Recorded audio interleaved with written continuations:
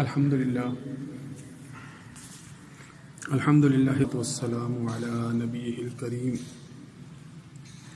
أما بعد فأعوذ بالله من الشيطان الرجيم بسم الله الرحمن الرحيم سبحان الذي يسرى بعبده ليلا من المسجد الحرام إلى المسجد الأقصى الذي باركنا حوله لنريه من آياتنا إنه هو السميع البصير. وقال الله تبارك وتعالى وإذ قلنا لك إن ربك أحاط بالناس وما جعلنا الرؤيا التي أريناك إلا فتنة للناس والشجرة الملعونة في القرآن ونخوفهم فما يزيدهم إلا طغيانا كبيرا. وقال الله تبارك وتعالى إن الله وملائكته يصلون على النبي يا أيها الذين آمنوا صلوا عليه وسلموا تسليما. اللهم صل على سيدنا ومولانا محمد وعلى آله وأصحاب سيدنا ومولانا محمد وبارک وسلم علیہ. سامعین محترم، آج رجب کی 30 تاریخ ہے. کل انشاءاللہ شعبان کی 1 ہوگی، اور آج سے 3 روز قبل 27ویں رجب کی جو رات تھی وہ شب معراج کے حوالے سے بڑی معروف مقبول رات ہے اور بڑی ہی فضیلت والی رات تھی. گزشتہ جمعہ چونکہ میں آ نہیں سکا تو یہ موضوع میرے ذہن میں تھا کہ اس پر کچھ گفتگو جو ہے وہ ضرور کی جائے گی. پھر انشاءاللہ آئندہ جمعے کو جو ہے وہ شعبان کے کچھ فضائل اور پھر رمضان المبارک کی آمد کے متعلق جو ہے وہ کچھ گفتگو کریں گے انشاءاللہ. طبیعت تھوڑی سی ناساز ہے، بہرحال بر موقع کچھ بات جو ہے وہ آپ کے سامنے رکھنی ہے. معراج جو ہے وہ آپ صلی اللہ علیہ وآلہ وسلم کی سیرت طیبہ کا ایک بڑا ہی عظیم الشان پہلو ہے. واقعہ معراج بڑا ہی عظیم الشان پہلو ہے. اگر یہ واقعہ موجود نہ ہوتا تو آپ صلی اللہ علیہ وآلہ وسلم کی امت جو آپ کے بعد آج اس جدید دور میں رہ رہی ہے، اس جدید دور کی امت کے لیے ایسی علامات موجود نہ ہوتی کہ جن سے جدید دور کی نئی نئی ایجادات، نئے نئے انکشافات، نئی ترقیوں کو جو ہے وہ نیچا دکھانے کے لیے جو ہے وہ کوئی چیز بطور ثبوت اگر پیش کرنے کے لیے جو ہے وہ موجود ہے تو یہ واقعہ معراج جو ہے اس میں سر فہرست ہے. آپ صلی اللہ علیہ وآلہ وسلم کی سیرت طیبہ کا جب ہم مقارنہ یا مقابلہ یا موازنہ یا پھر جو ہے وہ یہاں سے جب ہم رہنمائی جو ہے وہ لیتے ہوئے جدید دور کے اوپر تنقید کرتے ہیں یا جدید دور کے معاملات کو جو ہے وہ اس پر پرکھتے ہیں تو واقعہ معراج جو ہے وہ پھر ایسی عظیم الشان حیثیت سے ہمارے سامنے آتا ہے کہ پھر اس سے بڑھ کر کچھ نہیں ہے. اس سے بڑھ کر انسان ترقی کا ہاں ہے، انسان ترقی کرنا چاہتا ہے، انسان دن بدن جو ہے وہ ستاروں کو اپنی گرفت میں لینا چاہتا ہے، انسان جو ہے وہ نئی دنیایں تلاش کرنا چاہتا ہے، اس میں مگن ہے. انسان کی سوچ، انسان کی دسترس، انسان کی جو ہے وہ پہنچ کہاں تک ہو سکتی ہے، اس کی آخری حد کیا ہو سکتی ہے، وہ معراج ہے. اس سے بڑھ کر پھر اور کچھ نہیں، اس سے بڑھ کر اور کچھ نہیں. حضرت علامہ اقبال نے جو واقعہ معراج ہے اس کا نتیجہ بڑے سادہ سے 2 جملوں میں جو ہے وہ آپ کے سامنے رکھ دیا کہ سبق ملا ہے یہ معراج، سبق ملا ہے یہ معراج مصطفیٰ سے ہمیں کہ عالم بشریت کی زد میں ہے گردوں. عالم بشریت، بشر انسان کو، انسانیت، انسانی جو دنیا ہے، یہ کائنات جس میں انسان کو اشرف المخلوقات بنایا گیا ہے، انسان کو اشرف المخلوقات بنایا گیا. یہ یاد رکھیے گا، فرشتوں سے بڑھ کر ہے انسان ہونا، مگر اس میں لگتی ہے محنت زیادہ. انسان ہونے کا شرف جو ہے، اگر آپ صلی اللہ علیہ وآلہ وسلم کی سیرت طیبہ، آپ صلی اللہ علیہ وآلہ وسلم کی علو مرتبت، اگر آپ صلی اللہ علیہ وآلہ وسلم کی وہ شان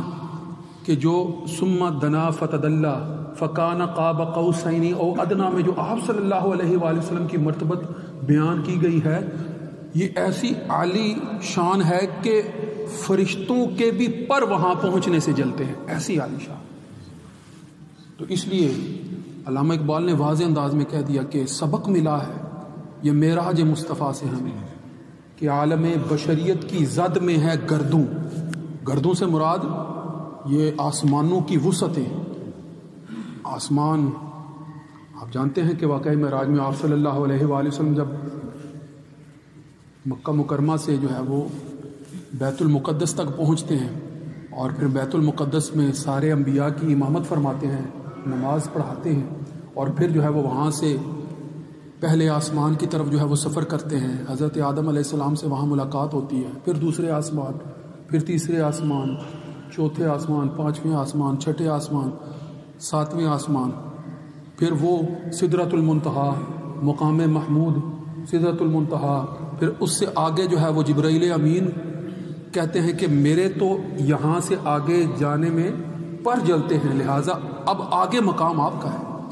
پھر آپ صلی اللہ علیہ وآلہ وسلم، قرآن منظر کشی کرتا ہے اس کی کہ ثم دنا، پھر آپ جو ہے وہ آگے بڑھیں، فتدلی، اور آگے بڑھیں، بڑھتے چلے گئے۔ کیسے آگے بڑھے کہ فکان قاب قوسین او ادنا، کہ اللہ رب العزت اور آپ صلی اللہ علیہ وآلہ وسلم کے درمیان گویا کہ اتنا ہی جو ہے وہ فاصلہ تھا کہ جیسے دو کوسیں ہوتی ہیں، قاب قوسین او ادنا، یا اس سے بھی کم فاصلہ تھا، اس قدر قربت، اس قدر، یعنی وہ خالق کائنات، خالق ارض و سما، ہر چیز کا مالک آپ صلی اللہ علیہ وآلہ وسلم کو آپ کی شان محبوبیت کو جو قرب عطا فرما رہا ہے، وہ قرب ایسا عظیم قرب ہے کہ اب پوری کائنات کا کوئی بھی دوسرا فرد، کوئی بھی دوسری مخلوق جتنے بھی انکشافات کر لے، جتنی بھی ایجادات کر لے، جتنی بھی کوششیں کر لے، سدرۃ المنتہا تو اعلیٰ مقام ہے، پہلے آسمان کی وسعتوں تک پہنچنا بھی ان کے پاس کی بات ہے۔ تو لہٰذا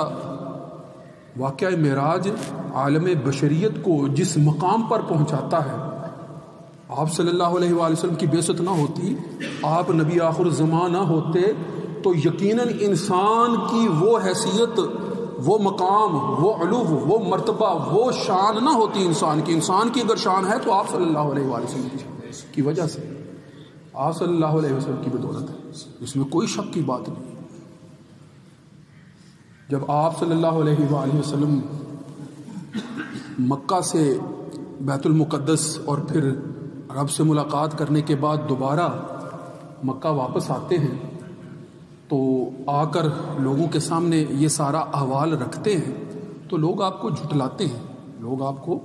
جھٹلاتے ہیں، جھٹلانے کی کوشش کرتے ہیں کہ یہ کیسے ممکن ہے، یہ کیسے ممکن ہے کہ وہ بیت المقدس جس کی مسافت جو ہے وہ یہاں سے 1 ماہ کی ہے، اس دور میں جس طرح جو ہے وہ سفر کیے جاتے تھے جانوروں پر، چوپایوں پر، تو آپ اگر کبھی نقشہ دیکھیں تو نقشے کے اوپر مکہ سے اوپر ہی کی طرف مدینہ، پھر اسی سے اوپر کی طرف جو ہے وہ شام کی طرف جو ہے وہ سفر کرتے چلے جائیں، تو شام کا وہ آخری سرحدی کنارہ جہاں پر اس وقت جو ہے وہ اسرائیل حکومت، اسرائیلی جو ہے وہ ریاست کا جو ہے وہ نام اس کو دے دیا گیا ہے، حکومت ہے، وہ غزہ کی پٹی اور اوپر والا کنارہ جو ہے نقشے میں جو ہے وہ موجود ہے، ویسے ہی موجود ہے۔ وہاں تک پہنچنے میں جو ہے وہ پورا 1 مہینہ لگتا تھا۔ تو آپ صلی اللہ علیہ وآلہ وسلم یہ کیسی بات کر رہے ہیں کہ 1 مہینے کی مسافت جو ہے وہ رات کے قلیل سے وقت میں، جیسا کہ قرآن میں کہ سبحان الذی اسری بعبدہ لیلا من المسجد الحرام الی المسجد الاقصی، یعنی رات کے 1 قلیل سے عرصے میں مسجد حرام سے مسجد اقصی تک جو ہے وہ اس بابرکت اور بے عیب ذات نے جو ہے وہ سفر کرایا ہے، سیاحت کروائی ہے۔ تو یہ کیسے ممکن ہو سکتا ہے؟ لہٰذا ظاہری آنکھ سننے کے، ظاہری کان سننے کے بعد ماننے کے لیے تیار تو نہیں ہے، ماننا چاہتا نہیں ہے، ماننے کے لیے جو ہے اس کے پاس کوئی دلیل نہیں ہے۔ جا کر حضرت ابو بکر صدیق سے جو ہے وہ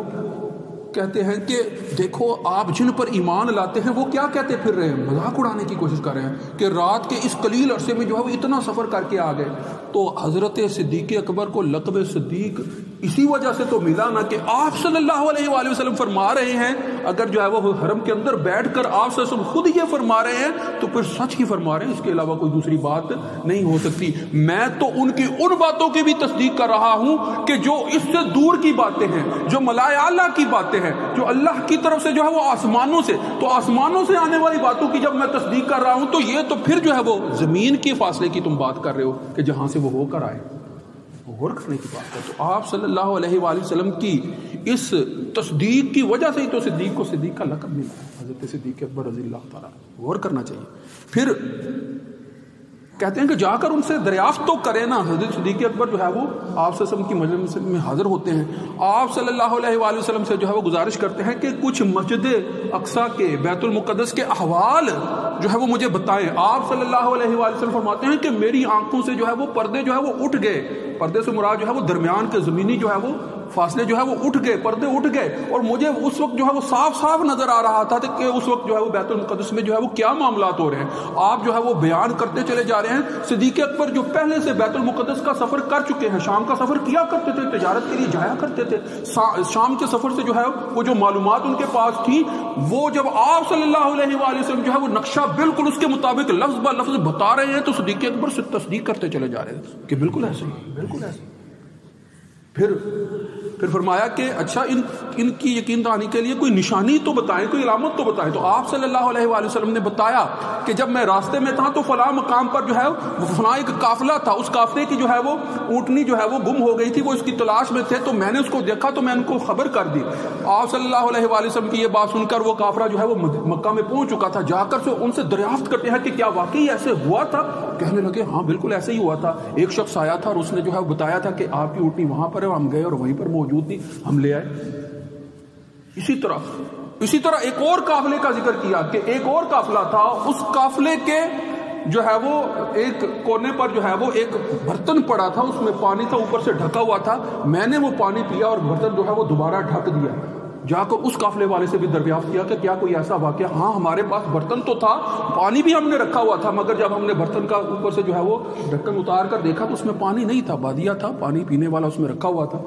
ایسے واقعات سے پھر انہوں نے تصدیق بھی کی. تو یہ دنیا کے ان افراد کو یقین دلانے کے لیے کہ یہ اللہ کی قدرت میں ہے، یہ اللہ کے اختیار میں ہے، یہ اللہ کے بس میں ہے کہ وہ زمین کی مسافتیں جو ہیں وہ اپنے نبی مہربان کے لیے سمیٹ دے. اگر زمین کی مسافتیں سمیٹ سکتا ہے تو پھر آسمانوں کی وسعتوں کو کیسے نہیں سمیٹ سکتا اور کیسے جو ہے وہ ان کا فاصلہ طے نہیں کروا سکتا. ہم اس بحث میں نہیں پڑھیں گے کہ آپ صلی اللہ علیہ وآلہ وسلم کی جو ہے وہ معراج بدنی تھی، جسمانی تھی یا روحانی تھی. حضرت عائشہ صدیقہ رضی اللہ تعالیٰ عنہ کی ایک روایت موجود ہے جس میں روحانی جو ہے وہ معراج کا ذکر موجود ہے، مگر قرآن مجید کی آیات اور دیگر واقعات اور دیگر تفصیلات تو یہی بتاتی ہیں کہ بدنی طور پر آپ صلی اللہ علیہ وآلہ وسلم بنفس نفیس جو ہے وہ رب کے حضور پیش ہوئے ہیں، حاضر ہوئے ہیں، اور وہاں جا کر آپ صلی اللہ علیہ وآلہ وسلم نے اپنے رب سے راز و نیاز کی ہیں، باتیں کی ہیں. یہ معمولی تو نہیں ہوتا ہے کہ جو محبوب ہو اور جو محب ہو اس کے وصال میں جو راز و نیاز کی باتیں ہوں، ان سے بڑھ کر لطف کس چیز کا ہو سکتا ہے. اسی لطف کے لیے تو جو ہے وہ ہر کوئی جو ہے وہ دنیاوی تکالیف اور ہر طرح کے مسائل برداشت کرنے کے لیے تیار ہوتا ہے. مگر غور تو کرو نا کہ رب آپ صلی اللہ علیہ وآلہ وسلم سے جب راز و نیاز فرما رہا ہے اور پھر جو ہے وہ تحفے تحائف دیے جا رہے ہیں، نمازیں فرض کی جا رہی ہیں. نماز جو ہے وہ آپ سے سمجھ میری آنکھوں کی ٹھنڈک ہے، یہ مومن کی معراج ہے. اسی لیے تو فرمایا کہ معراج کے موقع پر ہی آنکھوں کو راحت بخشنے والی چیز یعنی اپنے رب کا دیدار اسی کے اندر جو ہے وہ نصیب ہوگا. تو یقیناً سبق ملا ہے یہ معراج مصطفیٰ سے ہمیں کہ عالم بشریت کی زد میں ہے گردوں. آخر دعوانا ان الحمدللہ رب العالمین. سنتیں ادا فرمائیں.